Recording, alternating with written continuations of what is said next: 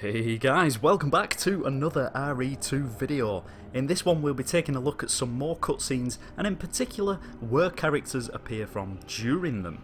We'll also be looking at something a few of you have been asking to see, which is how Mr. X moves around when not in view of the player.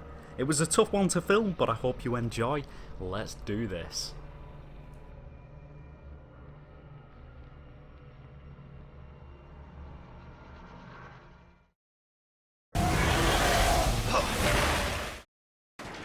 So to start off with, I was interested in looking at the battle scene with G1, in particular what the animation scene looks like from another angle and where he goes to on this walkway above us, and then comes from when dropping through the ceiling.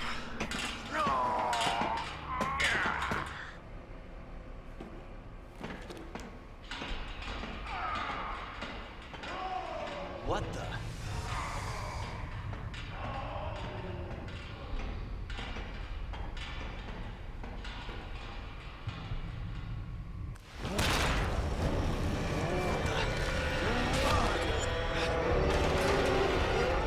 Right, so where does he come from when dropping in? Well, you can just see this very dark box above the room, and he spawns into this box and drops through.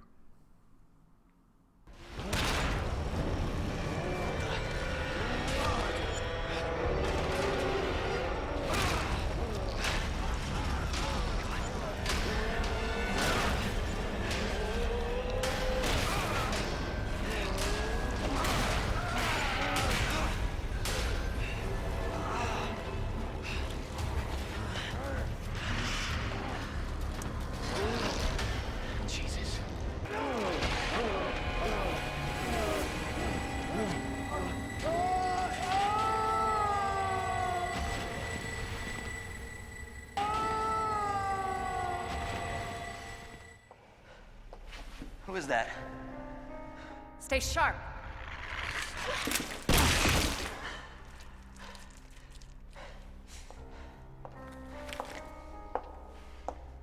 Lower it. A few viewers in my last video noticed how the lighting effects work and move around depending on who would be on camera at that time, and it is pretty cool, so I thought I'd add this car park scene with Ada first appearing, as it shows the lighting effects at some of their best. However, what it doesn't do is tell us where Ada appears from.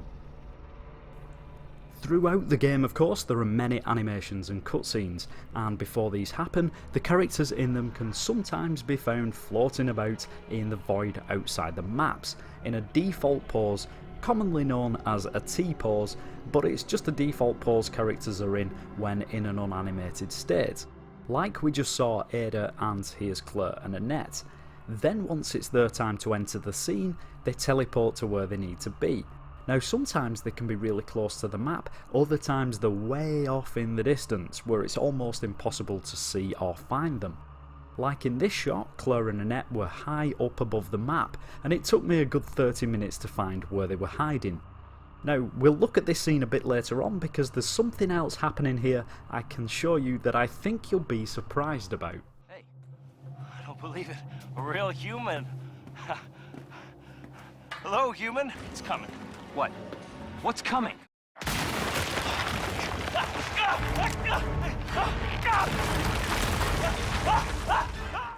Scary stuff indeed. As you can see from this shot, like with G1 previously, Mr. X has his very own dark room that he appears inside that's hidden just behind the prison cell Don't be an wall. asshole. Hey, you need this. Just get me the out of here.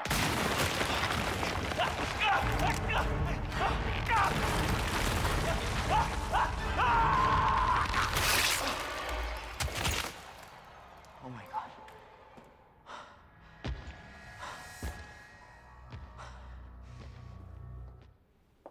Hey, you can't keep walking away from me. I don't even know your name. I'm Leon Kennedy. Find a way out, Leon. Before it's too late. Then we'll talk. Name's Ada.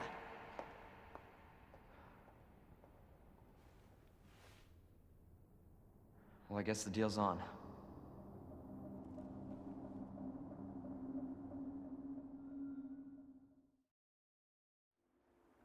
Another multiple viewer request was to see when exactly does Mr. X appear behind the crashed helicopter, and that was something I could do, so here it is.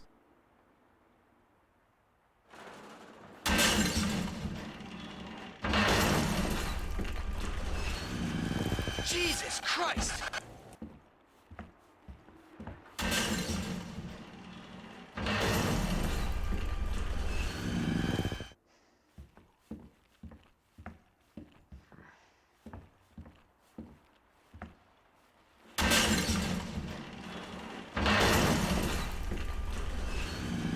Whilst filming this scene, I noticed something that you may not have seen before as it's such a small detail, but implanted in Mr. X's head is some sort of small device. Now you can just about see this in the model viewer, but in the viewer it's pretty difficult to see that it actually has the Umbrella logo on it. Pretty neat stuff. Whilst we're talking about Mr. X, I think it's about time we take a look at how he moves around out of camera shot. Now bear in mind, all the time whilst I was testing this, I stood Leon in the interrogation room where Mr. X couldn't get into. I also tested this theory on scenario A and B to see if there was any difference, and currently I'm on standard difficulty.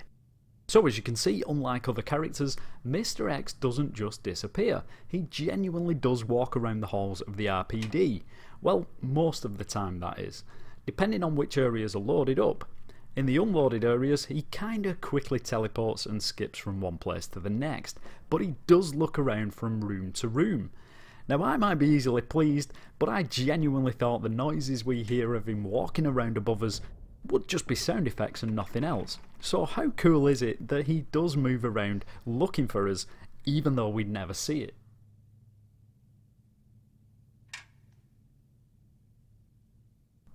One of the major difficulties I had whilst filming this was that most games we look at, the culling for the games depends on the character's position, and therefore most things we wouldn't be able to see from the normal view isn't loaded, whereas this one seems to relate to the player position and the camera too. So I was never entirely sure whether Mr. X had totally disappeared or just teleported to another location out of shot.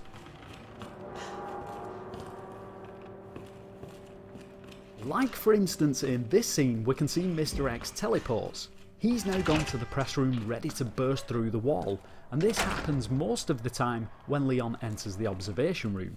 And I say most of the time because on the odd occasion this didn't seem to work and I had to run in and out of the room several times for him to teleport into position.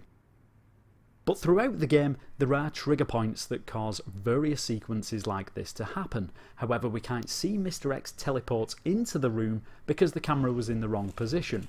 But here it is again from inside.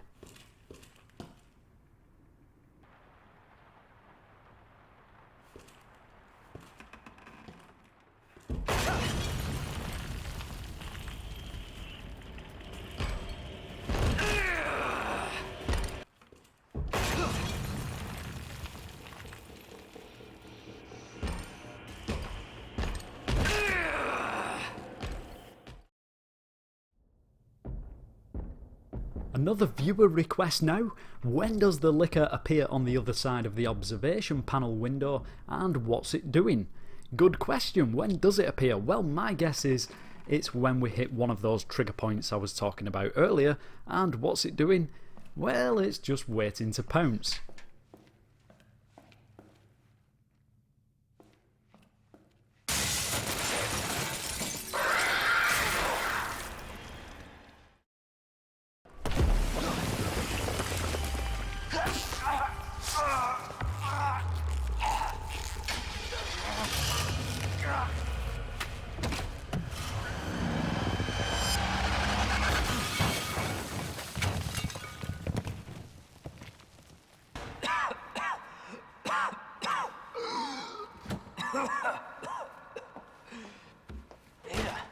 This is getting old.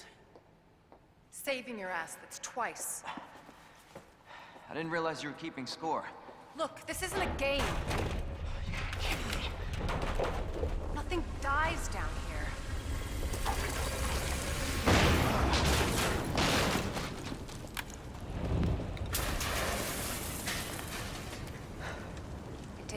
keycard. Yeah, and this. I was hoping you could explain what's on it.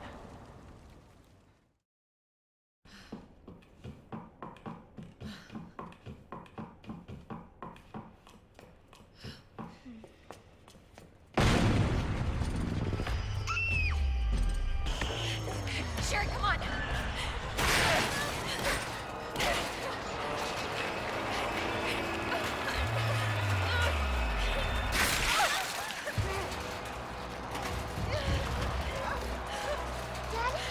What'd you say?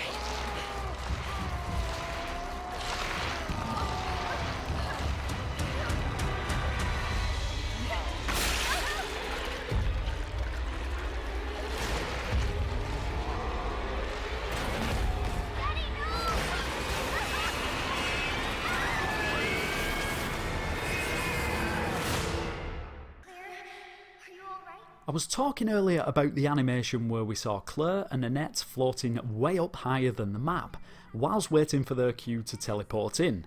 In this shot I decided to freeze the camera to the character's position during the animation, so where Claire goes, the camera goes, and by doing this not only can we see the split second Claire teleports to the scene, but I also learnt that whilst the animation is playing, we can still control our character. Yep, that's right. If you push to run during an animation, somewhere out of bounds your character is moving. How cool is that? Where's Sherry? Sherry.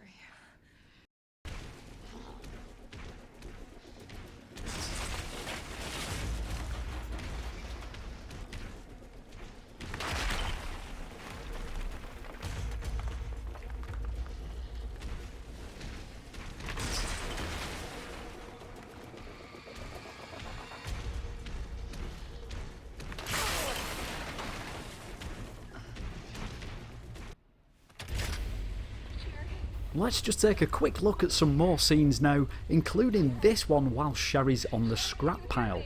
I wanted to know where Annette is at this point, and also does the camera monitor still work whilst out of shot? Sherry? Claire? Sherry, are you alright?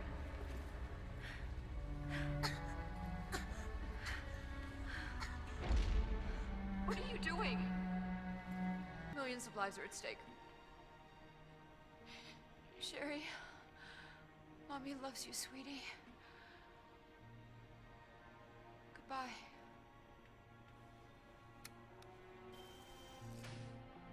Are you kidding me?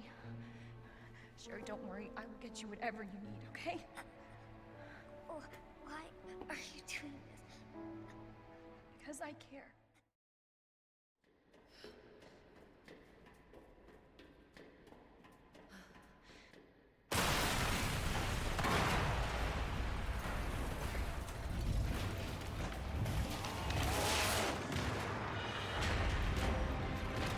Your ass again.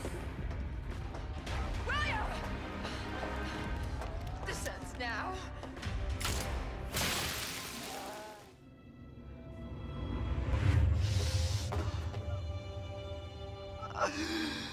She is my creation!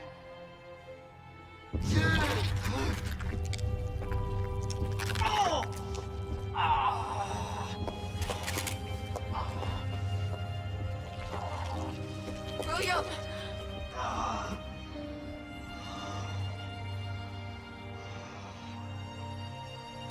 I should have killed him while I had the chance. I don't know why, I just...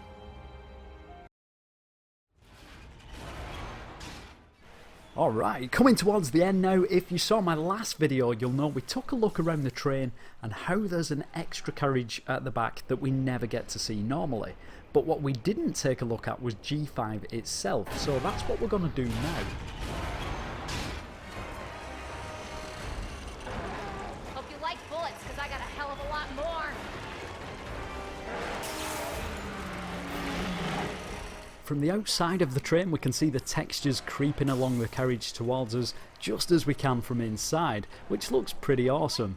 And when looking at G5 from the side, you may notice it seems to have one giant body in the middle with these tentacle-like arms that swirl around and circle back through the main body while shuffling up to engulf the train. And us if we're not quick enough. It does have to be said, I died many times whilst filming this scene.